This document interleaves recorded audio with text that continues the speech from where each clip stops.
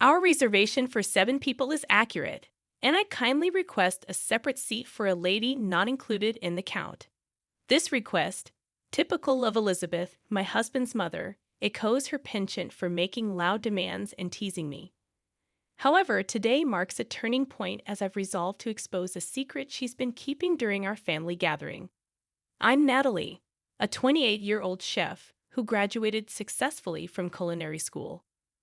I work at a highly rated Western restaurant in the city where I met George, a friendly customer who later became my husband.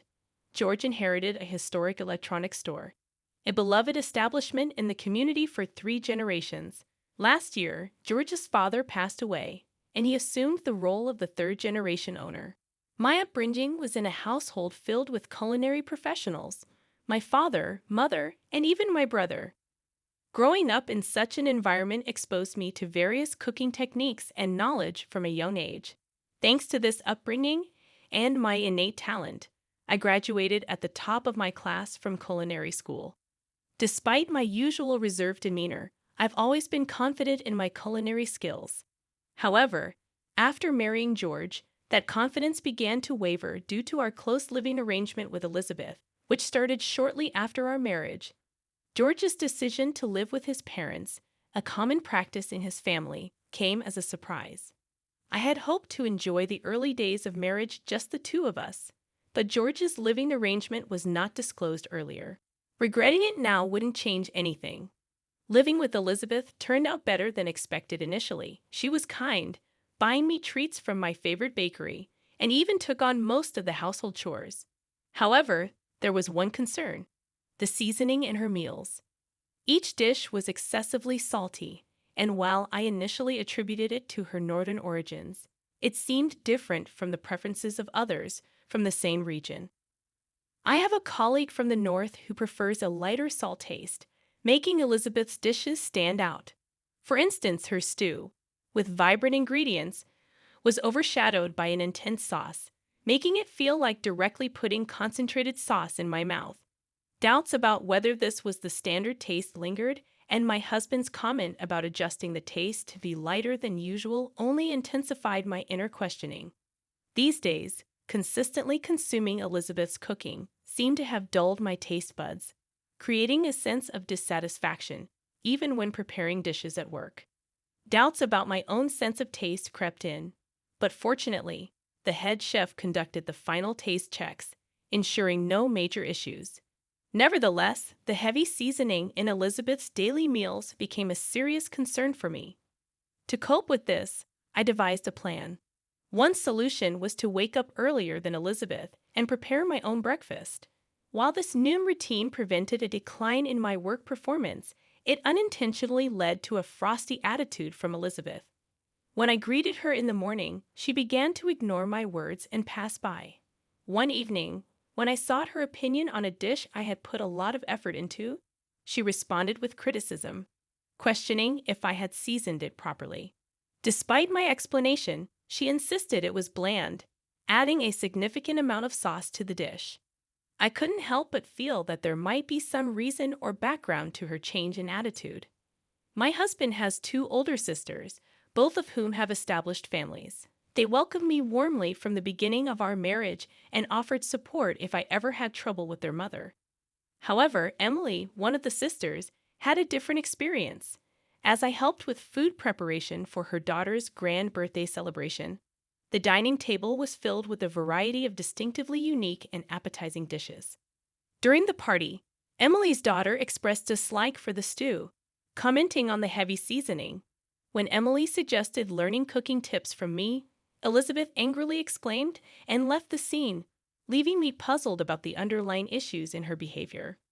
I had some regrets about offering to help with the cooking from the beginning. The party ended abruptly amid a sour mood. While I believe Emily might have meant her words lightly, it was clear that Elizabeth had put love and effort into her dishes as well. It felt unjust for our heartfelt efforts to be belittled with a mere comment. That night, I lacked the courage to express my apologies to Elizabeth. From the next day onward, life became increasingly tough. Elizabeth would recklessly season the meals I carefully prepared, and on the worst days, she would even throw them away midway through eating. Seeking support from my husband in these trying times, I turned to him for help. However, his response was less than supportive, suggesting that maybe I had antagonized her and needed to listen more. As days passed, the strain in our marital relationship deepened. My husband started coming home late, claiming it was due to work, and even began missing family events. We were only married for half a year, so the idea of divorce felt premature. However, another hurdle emerged when Elizabeth tripped on our stairs and severely injured her leg. Despite Emily's kind offer to help with her care, Elizabeth insisted that, as the wife of the house, it was only natural for me to take care of her. This declaration changed my daily life dramatically, and attending to her needs became a relentless routine, even during work hours. Eventually, my colleagues' patience wore thin, leading me to resign from my job. When Elizabeth learned about my resignation, she seemed gleeful. From then on, my days were consumed with meeting Elizabeth's spontaneous demands at all hours, leaving my mind and body worn down. My husband's reduced presence at home added to my distress, and I began to doubt his reasons for working late. Pondering our next steps, I decided it was time to teach both Elizabeth and my husband a lesson. A few days later, during breakfast, I brought up the idea of divorce, shocking both of them. They questioned the sudden decision, expressing surprise and disbelief. My husband even suggested that my actions could tarnish our family's reputation. In response, I explained my dissatisfaction with the household environment and my determination for change. Confronted with my newfound resolve, they were taken aback. My husband apologized, expressing a willingness to be more attentive to our home life. He even suggested a break, understanding if I wanted to go to my parents for a change of pace. However, he requested that I still help Elizabeth due to her leg injury. Despite feeling disoriented, I sensed a hint of resentment in his words. I asked him to reflect on the situation, expressing my hope for positive changes if we continue to live together. I took a deep breath and calmly replied, "I'll think about it." At that moment, a smug smile appeared on their faces, revealing the evident blood ties between them. For the next few days, the atmosphere at home shifted. My husband began returning home earlier from work, but this improvement was short-lived. He soon started coming home late again, and Elizabeth's behavior reverted to its previous coldness. Despite her leg injury showing no signs of improvement, Elizabeth frequently went out without explanation. As I questioned her actions, I soon discovered a shocking truth. One day, my cell phone rang incessantly, with both my husband and Elizabeth expressing anger about me leaving Elizabeth alone. I sensed they wouldn't understand my perspective, and I revealed that I was at my parents' house. Days later, enjoying a peaceful time at my parents' house, I received an unexpected message from the one person I least wanted to be involved with, Elizabeth. The message contained an apology for her past actions and an invitation to her upcoming birthday party. Though reluctant, considering it as a bit of a luxury treat, I decided to attend. The venue for the party was an upscale restaurant near the station, renowned for a new chef trained in France. Upon arriving, I saw George and Elizabeth waiting with smug expressions. The attendees included Emily, her husband, and their children, making it a small gathering of 8 people. As we entered the restaurant, I confirmed my reservation for 7 people. However, Elizabeth requested a separate seat for me, surprising everyone. The waiter guided me to a slightly hidden seat, and as the evening progressed, the anticipated meat dish raised expectations. While delicious-smelling dishes were constantly brought to Emily's table, George and Elizabeth received none. Elizabeth's loud complaint about the delay in their food drew the attention of nearby customers, leaving me in a state of surprise and anticipation for the unfolding events of the night. I deeply apologize. The chef is preparing something special for the 2 of you, so it's taking a little extra time. Please wait for just a bit longer. Despite her annoyance, Elizabeth's face showed a hint of satisfaction, knowing they were getting special treatment. Soon after, footsteps could be heard coming from the kitchen, and their expressions froze in surprise. It was me, dressed in a chef's hat and apron. What, Natalie? Why are you dressed like that? Is this your surprise? While Emily and her husband enjoyed my appearance, George and Elizabeth were taken aback. I gently smiled and set the specially arranged dishes before them. I've prepared a special menu just for the two of you. At the center of Elizabeth's plate, a beautiful black lump was garnished with a rich sauce. I'd accentuated this using a special sauce. I'll add a little more topping to this sauce. Pouring more sauce on the dish, I felt satisfied seeing Elizabeth's surprised face. And here's a special dish for you, sir. On George's plate, various delicacies were beautifully arranged, each shining brightly. Please try it with this special sauce. Placing an elegant sauce bottle on the table, I watched the service. Emily's daughter laughed cheerfully, and they both looked a bit surprised yet intrigued. However, their expressions soon turned to anger. This is unbelievable. I've never seen such inappropriate service. Call the manager. George exclaimed. I calmly replied, I'm the person in charge here. Is there a problem? Elizabeth joined in. Are you the one allowing such disrespectful service? This is unforgivable. We're going to exercise our rights as customers and sue you.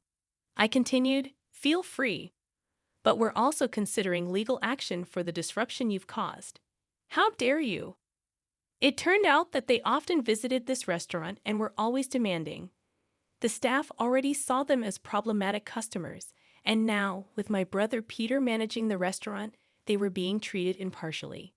Peter, Elizabeth, and George were utterly stunned upon realizing that the person in charge was my brother. In reality, this popular restaurant was a product of Peter's diligent management and hard work. They had not been informed of this fact before. Peter had previously undergone advanced training in France and couldn't attend our wedding. Although he had sent a generous gift, he had never spoken with Elizabeth or George. However, he remembered their faces from family pictures. We didn't know any of this. Could you explain? Emily asked, cheerful, but with a slight shadow in her eyes. Actually, we came here to dine with some shopkeepers from the town's marketplace. It's trendy these days to have dinner in such modern restaurants. At that moment, a staff member approached politely. During your last visit, you left behind an item. Please allow me to return it. Handing over a shimmering earring, Emily added, you often dine here with men wearing earrings. Isn't that a bit risky? George's face momentarily froze in surprise at Emily's question. How did I come to know of this secret? A few weeks ago, I harbored suspicions and decided to hire a detective to investigate. The result was a collection of photos depicting George enjoying dinners with another woman at this restaurant, and even moments where they entered a hotel together. To be honest, I felt more relieved than betrayed. Marrying him was a mistake. I'm planning to file for divorce. Just be prepared. This was the first time George had openly spoken about divorce. But for me, it was an anticipated moment. Just don't forget to pay the alimony. Don't worry. I recently secured a big business deal, and financially, I'm pretty well off now. I'll gladly pay all of the alimony in full. Hearing that gave me peace of mind. Now about you, Elizabeth. Until now, she had been wide-eyed at the unfolding conversation, known by the staff as a regular at this upscale restaurant. What do you want from me? Since my husband passed away, I don't think anyone has the right to complain about my behavior. However, I had also had a detective thoroughly investigate her secrets. It turned out she had been in a secret relationship for 5 years, even though her husband had passed away just a year ago. What are you talking about? Emily and her siblings, hearing this for the first time, stared at their mother in shocked anger. This revelation was unbearable for them, as they deeply cherished their father. Although I, too, was surprised by the investigation's outcome. When I asked the detective why he knew so much about Elizabeth, it turned out that their father had once hired the same detective agency. You deceived him for so long, even while he was still alive, and George, even while with Natalie, you were seeing another woman. How could you? In Emily and her siblings' eyes, deep anger and disappointment shaped the tense atmosphere at our table. catching the attention of other diners who started glancing our way. We promised to resolve this matter at home and called it a night for the dinner. As I left, I high-fived the restaurant staff and Peter, expressing my gratitude. A few days later, under the stern gaze of Emily and her siblings, George and I proceeded with the formal divorce process. Now I'm free. I won't regret anything, no matter what happens, he stated confidently. I never expected this outcome, even after I told you about my bad leg. I never imagined being treated this way. Ah, watch your step. She recoiled in surprise. In truth, her leg had already healed, yet she had been pretending to be in pain to maintain a superior attitude towards me. Her behavior once again left me in shock. From now on, both she and my husband will be strangers. Although our marriage ended within a short span of a year, I had no regrets whatsoever. When I checked my bank account, I was shocked to see that the alimony from both my husband and his mistress had been deposited simultaneously. It seemed like my husband covered her share as well. Knowing this fact, I could finally view them as no longer being a part of my life. Subsequently, there were some interesting developments regarding my husband and his mistress's relationship. He had gone into debt to pay the hefty alimony, but shortly after our divorce was finalized, she dumped him quite easily. From the information I received from Emily, it was revealed that the woman is infamous in the area for targeting married men. After the episode at the restaurant, we were informed by Peter that the regular patrons were also fed up with George and Elizabeth's antics, and they were elated by our surprise. From then on, the restaurant strictly prohibited those two from entering. Moreover, their dishonest attitudes quickly became known throughout the community. A major contract that my husband had been boasting about was eventually canceled, and his electronics store, sustained by the deep trust of the local community, now faced a challenging future. Elizabeth's subsequent life became quite difficult. Suddenly abandoned by her longtime lover, further medical tests revealed that her unhealthy lifestyle was affecting her health. Her health condition was significantly tied to her own way of living, which wasn't deserving of any sympathy. On the other hand, I was fortunate enough to return to the Western-style restaurant where I used to work. Even though they knew about my past, the staff and management warmly welcomed me back.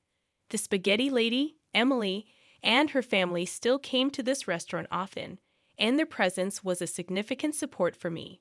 They had decided to completely sever ties with George and Elizabeth. The anger towards their actions, especially after the passing of their father and the revelation of the truth, left a deep wound in their hearts, which seemed unlikely to heal. The joy of cooking holds a significant place in my life. Feeling this happiness is the very moment I cherish the most, and when I feel truly blessed.